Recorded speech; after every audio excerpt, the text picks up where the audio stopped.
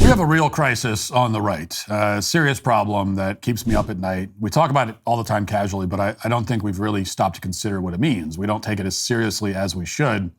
We haven't thought about the implications of this crisis, and the crisis is this.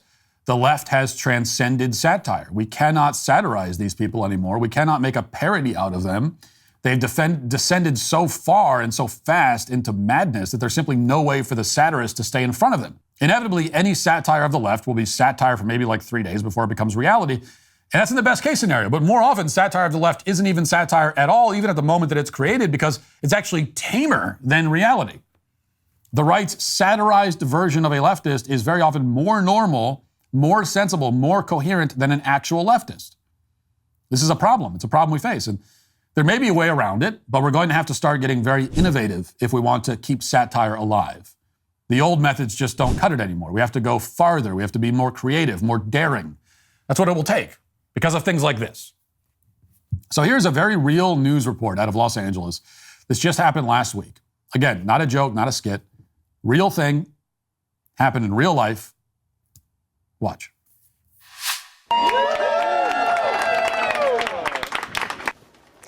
LA City Council members Hugo Soto Martinez and Nithya Raman were on hand today to help remove the signs. They say the no cruising and no U-turn signs were put up in the 1990s to prevent people in the gay community from meeting up with other gay people. I was also surprised that these U-turn signs were still up. And at first, they seem a little, okay, it's just a no U-turn sign. But when you learn the history of it and you realize that these were used to profile gay people, it's so important that we have these removed. The LA City Council members say the signs were put up after the gay community began to grow and because there was a gay bar in that area. So there you have it. A crowd of people came together to remove no U-turn signs because no U-turn signs are homophobic. That's where we are now. No U-turn signs are bigoted against the gay community. And topping it all off, the city council member who led this rally goes by the name, again, not making it up, goes by the name Maybe a Girl. Council member Maybe a Girl is leading the charge and finally sparking the long-needed conversation about the homophobic legacy of traffic enforcement. But why are no U-turn signs homophobic? And if we're looking for anti-gay implications in traffic signs, why start with U-turns? Some people have speculated that there might be some homophobia in, for instance, exit-only signs. Now, that's not a gay joke on my part, to be clear to the YouTube censors. I would never engage in such things. In fact, I find it frankly objectionable. I read those comments saying exit-only is a... And I said, that's objectionable. I object to it. In fact, I said that out loud to myself. I really did. I'm only telling you what other people have said. But and maybe they have a point. Like, why wouldn't you start with that? But they haven't started with those signs. Instead, it's the U-turn signs. Why? Well, council member Maybe a Girl explained in a very long video, which we will, try to cut around to get to the point of, here's the history lesson. Here it is. No U-turn signs are homophobic in Silver Lake. And here's why. So in 1997, let's fast forward a little bit, almost 10 years later, LA Times puts out another article detailing how neighbors on Griffith Park Boulevard are fed up with gay men cruising in the area for gay sex. And so signs were installed, no cruising signs and no U-turn signs between 12 a.m. and 6 a.m. Okay, never mind. I actually don't care that much. I had the same question everyone did. Like, what is this even coming from? And then this person posted, it's like a 5-minute video. And you get 2 minutes in. It's like, I don't care that much anymore. Never mind. It doesn't matter. It really doesn't. Maybe a Girl apparently went to school and majored in the study of homophobic street signs. We're getting an explanation that stretches back like 900 years. I felt like I was watching a Putin interview, except with a lot more cross-dressing, of course. This is one of the many problems with the LGBT left. On top of the fact that they're wrong about everything, and their fundamental worldview is hopelessly confused and incoherent. On top of all that, they also spend their time learning the most useless possible information. I guarantee that Maybe a Girl or any of the other people involved in this decision could not pass a second-grade level American history test, and yet they could deliver a 10,000-word dissertation on the history of gay cruising in Los Angeles County. Like, they couldn't tell you who wrote the Declaration of Independence, but they can point to any random inanimate object and explain why it's actually a monument to homophobia.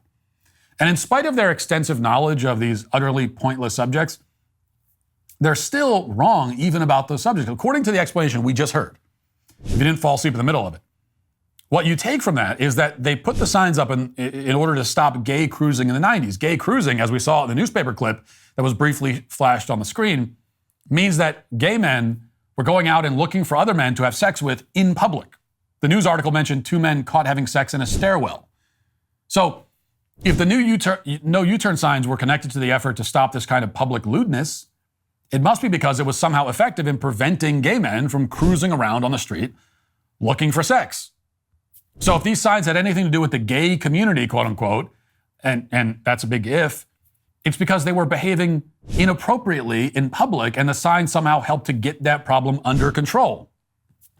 Again, I'm not exactly sure how the U-turn, like, I don't know, you had a gay man that was driving down the street, and then he saw on the other side of the street another gay man who thought, oh, maybe I could have sex with that guy, and then he just cuts a Yui real quick to go, is that what was happening? And that was why they had, I don't know.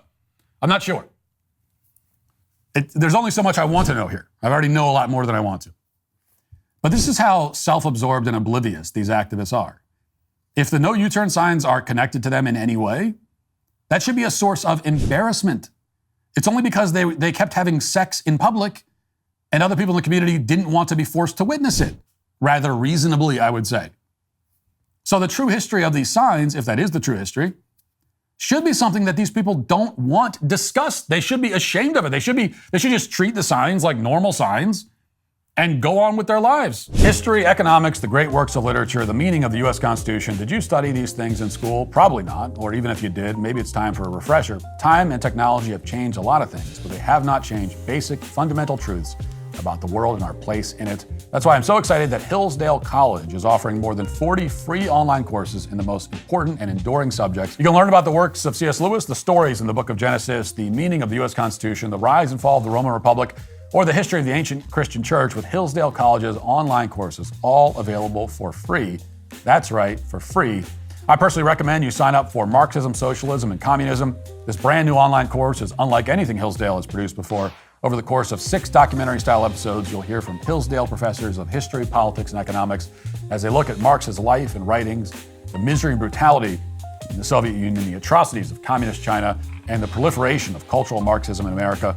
Go right now to hillsdale.edu/Walsh to start. It's free. It's easy to get started. That's hillsdale.edu/Walsh to start. hillsdale.edu/Walsh. Cancellation of the new year. We head up to beautiful Lake Washington near the city of Seattle. Now, just to be clear, I use the word beautiful to describe specifically the physical topography of the area. If you are standing on the bank of the lake and looking out straight ahead, you might admire the clear water and the trees and the mountains in the distance. Just don't look over to your side or over your shoulder, because if you do, depending on where you happen to be standing along the shore, you might find yourself staring at a collection of very naked people engaged in all manner of activities that you do not want to see them do in the nude or at all. The only thing standing between your eye line and their fully exposed physique will be the glare reflecting off of their many body piercings. Now, of course, you stand the risk of getting an eye full of naked flab if you travel anywhere in the Pacific Northwest. But on Lake Washington, the risk is even greater because that is where it is the site of something called Denny Blaine Park, which is, we are informed, a beloved nudist beach popular with the LGBT community in the area. And in fact, this nudist beach is so popular and so beloved that the LGBT community recently came together, no pun intended, to protest what they perceived as a mortal threat to this hangout spot, no pun intended. And the threat came in the form of a playground. So backing up a little bit, a few months ago, it was announced that Seattle Parks and Rec, with the assistance of a sizable donation from a private donor, planned to build a playground nearby. And this is a problem for the exhibitionist gays over at Denny Blaine, because although it's legal for them to gallivant around naked almost anywhere in the city or state, they still aren't allowed to get naked in front of children. So they're only allowed to expose themselves to other adults, which is a limitation that these people, as we know, find quite cumbersome. And this means that a playground, in view of the nudist beach, might, one would certainly hope anyway, effectively shut down the nudist beach. They wouldn't be allowed to be nude there anymore because they're kids, which would force gay nudists in the state to get naked in any of the thousands of other places where the behavior is allowed. Or better yet, in their own homes, where you can be naked all you want because I don't have to be in your home or sit on your contaminated furniture. But that was not an acceptable compromise because no compromise of any kind in any context is ever acceptable to these people. The Post-Millennial reports, quote, Colleen Kimsey-Love told King 5 News that the beach, quote, has always been a place for the weird and the wonderful, noting that what makes Seattle such a wonderful city is the weirdos. In an open letter, advocates said that were Seattle Parks and Rec to go along with the plan, it would be nothing short of gentrification, arguing that LGBTQ plus people do not have other spaces to go to but there are other spaces for a children's play area to be built to meet the stated need. According to the King 5 News, Denny Blaine Park was originally chosen due to the fact that there are no playgrounds for residents within a 10 to 15-minute walk. The $550,000 children's outdoor space was set to be entirely funded by a single donor who has remained anonymous throughout the process. Okay, so what is more important? What's the priority? Should we make sure that families have a place within walking distance to take their children to? Or is it more crucial that we give gay adults yet another place to be naked in public? Well, LGBT activists had their answers. So they protested the playground, they organized, they got a petition together, got nearly 10,000 signatures on the petition. They were absolutely incensed that the city considered prioritizing the needs of children over the desires of self-described weirdos. Local news had more on the controversy. Listen. I'm in Denny Blaine Park. Hundreds of people showed up at that meeting tonight because they say this place is a safe space and putting a playground here would forever change that. As expected, you guys can sign up here, or there are sign-up sheets in there as well. The proposal to put a playground at Denny Blaine Park brought out a lot of people, all of them with their own story about the park and why they're against the proposal. We can just be ourselves, where we can feel safe, where we can feel heard, where we can see one another. This is a place where people come up and they ask, is it safe here? Am I accepted here? And every time I've smiled and said yes. Denny Blaine is a noted LGBTQ plus safe space. It's been that way for decades. Under Washington law, it's not illegal to be naked in public. However, it becomes illegal if kids are nearby.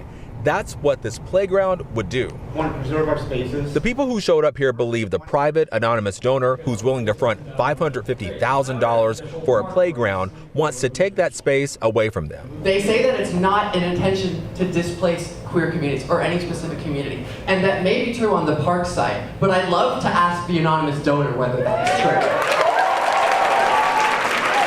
There's also concern that someone with money to burn can make such a big change to a public park. Instead, we're letting people with a fair amount of money do an anonymous donation, clearly choosing how they want to see our park used. I asked Andy Sheffer with Seattle Parks and Rec about that anonymous donor. His response? Well, I can't really talk about it a whole lot because it's anonymous. But he did talk about how moving the public comments were. God, you heard those stories. You know, if more people could hear these stories, it's much bigger than this park. Yes, the stories, the incredible stories, the inspirational, heartwarming stories about gay people exposing their genitals to strangers. I mean, if only more people could hear how important it is to gay people that they be allowed to expose their genitals to strangers. If only more people could understand just how devastating it is for the LGBT community when they're prevented from taking their pants off in public. Well, not prevented. I mean, they're just told to move a few blocks over and take their pants off over there instead. Still, that's simply too great a burden to bear. I mean, they want to take their pants off now, right here, in this exact location. If they can't, they will die. It will be a genocide, a Holocaust, if they cannot take their pants off right now in this place. Indeed, LGBT people who aren't able to take their pants off anywhere and everywhere they want all the time without restriction are truly the most downtrodden among us. I mean, these are the suffering and the needy. Forget starving people in Africa, forget children dying of cancer, forget everyone, and focus instead on LGBT people always. Give them everything they want, always, all the time, no matter what it is. Because if you don't, then you are killing them. You are literally killing them.